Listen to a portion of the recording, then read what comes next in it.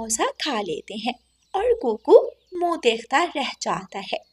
फिर वो तीनों अपने घर की तरफ उड़ जाते हैं। कुकू अपने घर की तरफ चला जाता है। कितने कमीने दोस्त हैं मेरे, जरा सा समोसा भी नहीं दिया मुझे। कुकू अपने घर चला जाता है। कुकू कुकू बेटा, आ गए तुम। जी मम्मा, आपकी तबीयत कैसी है अब? हाँ बेटा, अब पहले से बेहतर हूँ मैं। कुकू बेटा, रसोई में दाना रखा है, खा लेना। ठीक है मम्मा। कुकू अपनी मम्मा को तंग नहीं करता और चुपचाप सूखा दाना खा लेता है और फिर नदी पर पानी पीने चला जाता है। कुकू पानी पीता है। कुकू बेटा, तुम्हारी मम्मा अब कैसी हैं? जी अंकल कबूतर, पहले से बेहतर है। ये लो बेटा, कुछ पैसे रख लो, अपनी मम्मा की दवा ले लेना।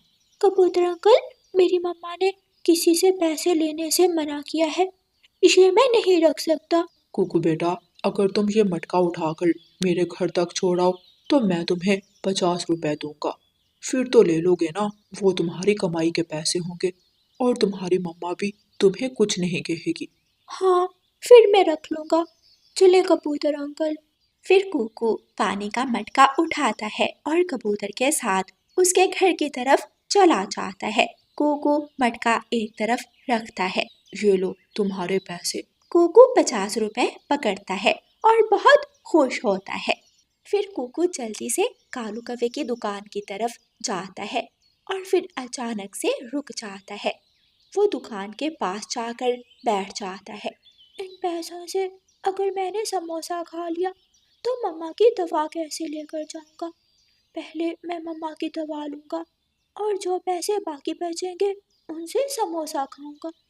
अरे कुकू, यहाँ बैठे क्या कर रहे हो? हर वक्त मेरे समोसों को देखते रहते हो। कालू अंकल, मैं तो बस जा ही रहा था। आप क्या समोसों को देखने के भी पैसे लेंगे आप? चल भाग जा यहाँ से। कुकू वहां से चला जाता है। कुकू बुलबुल डॉक्टर के पास जाता है और अपनी मम्मा की दवा लेता है। कुकू अपने घर आ जाता है। मम्मा, ये देखें, मैं आपके लिए दवा ले आया हूँ। कुकू कुकू बेटा, तुमने ये दवा कैसे खरीदी? तुम्हारे पास तो पैसे थे ही नहीं। क्या तुमने चोरी की है? कुकू, मैंने कहा था, मैंने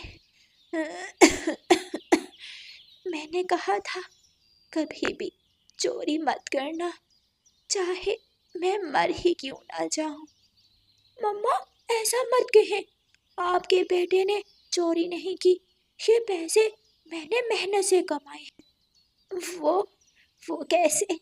तुमने कैसे कमाए? मम्मा, मैंने कबूतर अंकल। फिर कुकू सारी बात अपनी मम्मा को बताता है। रानू चिड़िया बहुत खुश होती है। शाबाश मेरे बेटे। रानू चिड़िया वो दवा खा लेती है। कुकू के पास अब 10 रुपए बच गए थे। मम्मा, मैं अभी आता हूँ, मैं बाहर खेलने जा रहा हूँ। ठीक है कुकू बेटा, जल्दी घर लौट आना। जी मम्मा। कुकू घर से बाहर चला जाता है और कीकी के साथ खेलने लगता है।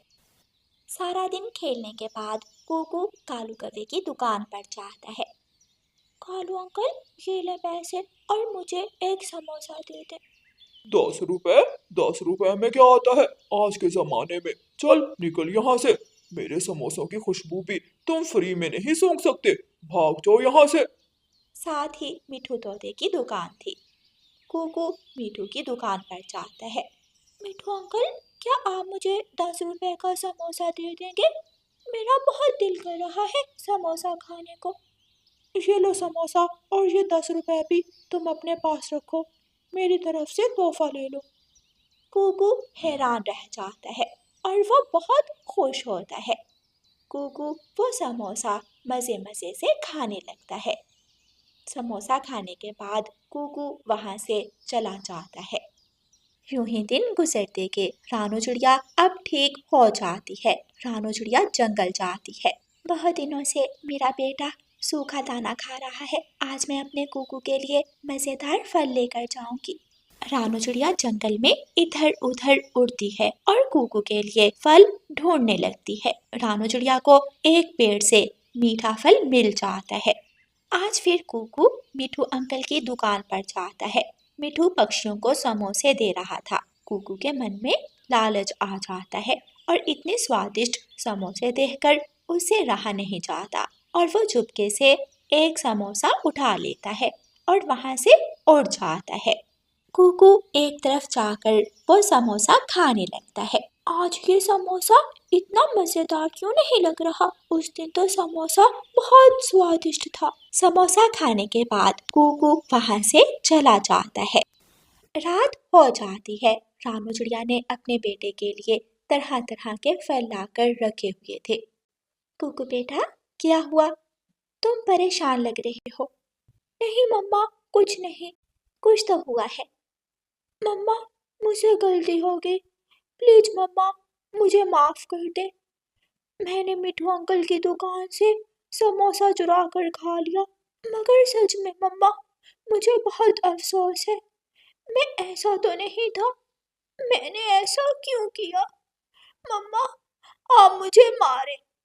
कुक बेटा, हम पक्षी हैं, हमसे गलती हो सकती है, मगर बेहतर पक्षी वो होता है जो अपनी गलती पर शर्मिंदा हो और अपनी गलती को सुधारे। तुम सुबह जाकर मिठू अंकल से माफी मांग लेना। हाँ मम्मा, मैं ऐसा ही करूँगा और आइंदा कभी भी चोरी नहीं करूँगा। अगले दिन सुबह होते ही कूकू मिठू अंकल की दुकान पर जाता है और उसे सारी बात बता देता है और अपने किए पर माफी मांगता है। मिठू अंकल, मैं बहुत शर्मिंदा हूँ। प्लीज मुझे माफ कर दें। वो समोसा जो मैंने चोरी करके खाया, उसमें जरा भी मजा नहीं था, क्योंकि उसमें मेरा लालच शामिल था। कोको बेटा, अच्छी बात है जो तुमने अपनी गलती को माना और माफी मांगी। तुम एक ईमानदार माँ के बेटे हो। कुकू, अगर तुम चाहो तो शाम को थोड़ी देर मेरी दुकान पर आ जाया करो। मेरे साथ थोड़ा काम करवा दिया करो और बदले में मैं तुम्हें कुछ पैसे दे दिया करूँगा। उससे तुम्हारी मम्मा की भी मदद हो जाएगी और तुम समोसा भी खा सकोगे। गोगू ये सुनकर बहुत खुश हो जाता है और तोते की दुकान पर काम करने लगता है। वो सारा दिन पढ़ता और शाम को काम करता। गोगू बहुत खुश था। प्यारे दोस्तों, इस कहानी को लाइक, अपने दोस्तों के साथ शेयर और चैनल को सब्सक्राइब करना बिल्कुल मत भूलना। आपका धन्यवाद। रानो चिड़िया की ऐसी कहानियाँ सुनने के लिए YouTube सर्च बार में रानो चिड़िया की कहानी लिखें या फिर ये बटन दबाकर बोलकर कहें रानो चिड़िया की कहानी। रानो चिड़िया की कुछ महीने पहले ही शादी हुई थी, मगर उसकी सास उसे बिल्कुल भी पसंद नहीं करती थी। मेरा बेटा सिर्फ मेरा है, इस चिड़िया के पीछे वो अपनी माँ को भूल जाए, ये मैं होने नहीं दूंगी। इस चिड़िया को मैं ज्यादा दिन यहाँ टिकने नहीं दूंगी। मानो चिड़ा घर आता है। मानो मेरे बेटे आ गया घर, मैं तुम्हारा ही इंतजार कर रही थी। जी माँ जी। मानो बेटा, तुम्हारे 2 अंडे हैं का ख्याल तुम कैसे रखोगे?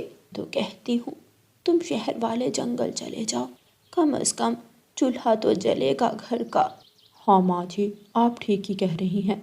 आज भी सारा दिन यहाँ वहाँ काम की खोज में लगा रहा, मगर मुझे कहीं काम नहीं। अगले दिन मानो चिड़ा दूसरे जंगल जाने के लिए तैयार हो जाता है। रानो चिड़िया मानो चिड़े को बाहर तक छोड़ने के लिए आती है। रानो, मुझे उम्मीद है तुम मेरी माँ का बहुत अच्छे से ख्याल रखोगी और हमारे अंडों का भी ध्यान रखना। मैं इन सबको तुम्हारे हवाले छोड़कर जा रहा हूँ। मानो जी, आप बिल्कुल भी फिक्र मत, आपकी माँ मेरी भी माँ है। मैं सबका ध्यान रखूँगी, बस आप अपना ख्याल रखना। मानो चिड़ा अपना बैग उठाता है और दूसरे जंगल की तरफ निकल जाता है। रानो चिड़िया मानो चिड़े को दूर तक जाते हुए देख रही थी। कहाँ रह गई है नास मिट्टी? आई माँ जी। रानो चिड़िया जल्दी से घर जाती है। जी माँ जी। प्यास लग रही है मुझे, चल जा और नदी से मेरे लिए पानी लेकर आ। जी माँ जी, मैं अभी जाती। रानो चिड़िया मटका उठाती है और नदी से पानी लेने के लिए चली जाती है। रानो चिड़िया पानी लाकर अपनी सास को देती है। चल अब जल्दी से घर की सफाई कर ले, मैं ज़रा अपनी सहेली से मिलकर आती। रानो चिड़िया घर का काम करने लगती है। रानो चिड़िया झाड़ू लगाती है, बर्तन धोती है। इतनी ज़्यादा भूख लगी है, सुबह से कुछ भी खाने को नहीं मिला, रसोई में देखती हूँ कुछ। रानो चिड़िया जैसे ही रसोई में जाती है तो रानो चिड़िया की सास वहाँ आ जाती है। हर वक्त तेरी नज़र खाने पर ही रहती है, जब देखो खाना खाना।